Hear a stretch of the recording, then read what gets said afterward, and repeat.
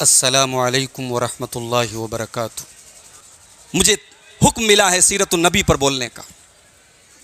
सीरतुन नबी कोई आसान मौजू नहीं है मेरे भाई।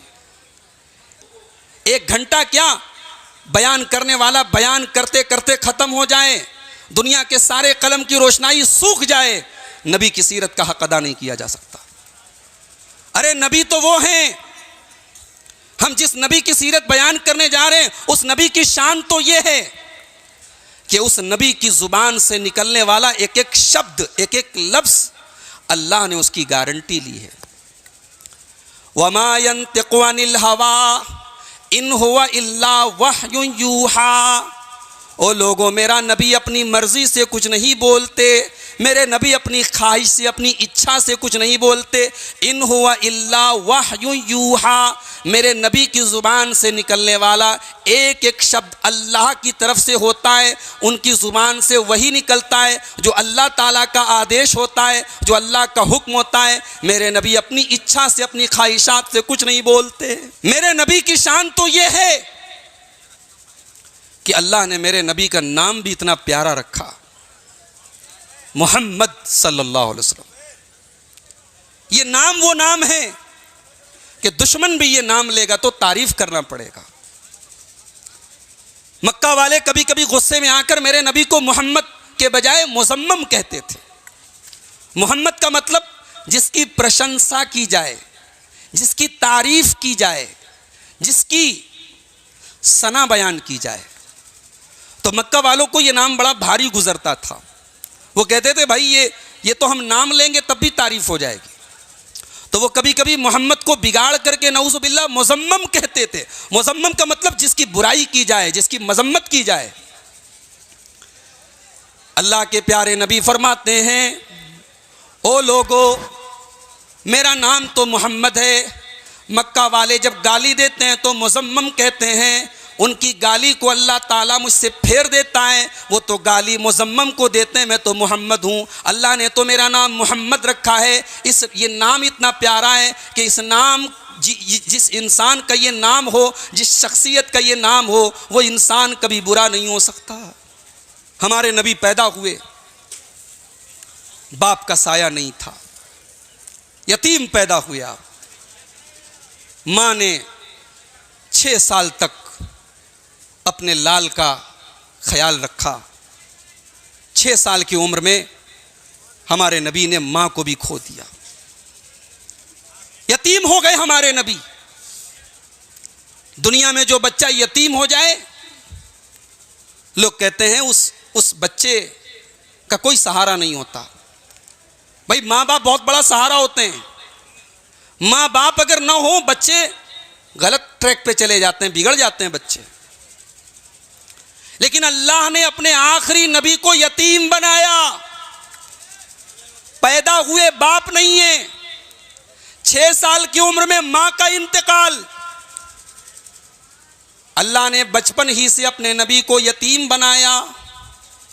यतीमी का सदमा मेरे नबी ने झेला, लेकिन अल्लाह ने अपने नबी को बेसहारा नहीं किया।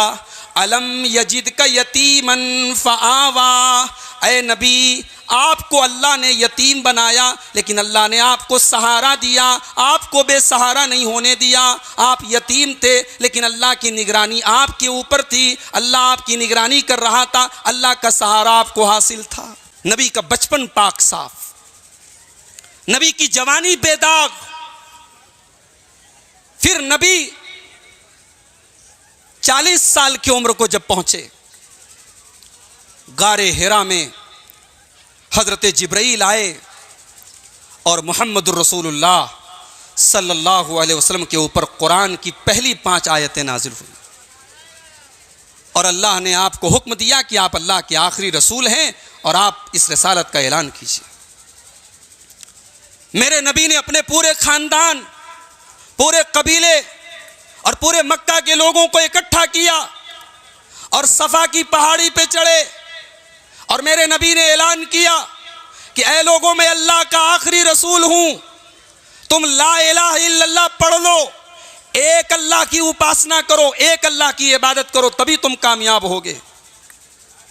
लोगों ने नहीं माना, मुट्ठी भर लोग ईमान लाए, लोग दुश्मन बन गए, मेरे नबी को तरह तरह की तकलीफ़ें दी गई, मगर मेरे नबी अपने मिशन में लगे रहे, अल्लाह के दीन को फैलाते रहे, अल्लाह के दीन के लिए कुर्बानियां देते रहे।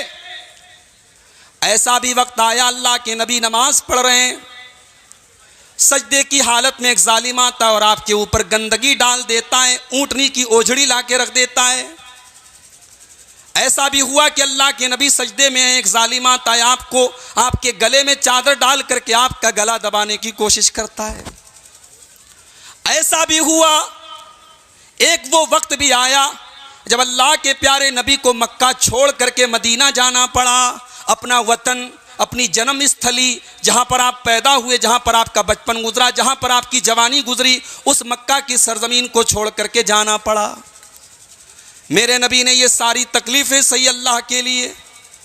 मेरे नबी के दिल में बस एक तड़प थी, लोग इस्लाम ले आएँ, लोग एक अल्लाह की इबादत शुरू कर दें, लोग ईमान के रास्ते पर आ जाएं, लोग शराब छोड़ दें, लोग ज़िना छोड़ दें, लोग शिर्क छोड़ दें, लोग गलत काम करना छोड़ दें, लोग अल्लाह के बंदे बन जाएं, लोग अल्लाह के फरमा बरदार बन जाएं।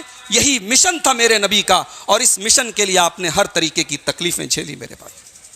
और फिर मेरे नबी की ज़िंदगी में वो वक्त भी आया, हज्जतुल वदा का मौका, जब मेरे नबी की आंखों के सामने 1.25 लाख सहाबा हैं और सब ईमान वाले, सब ला इलाहा इल्लल्लाह पढ़ने वाले, सब लब्बैक अल्लाहुम्मा लब्बैक पढ़ने वाले। मेरे नबी का दिल खुशी से भरा है, मेरे नबी के दिल में खुशी के जज्बात हैं।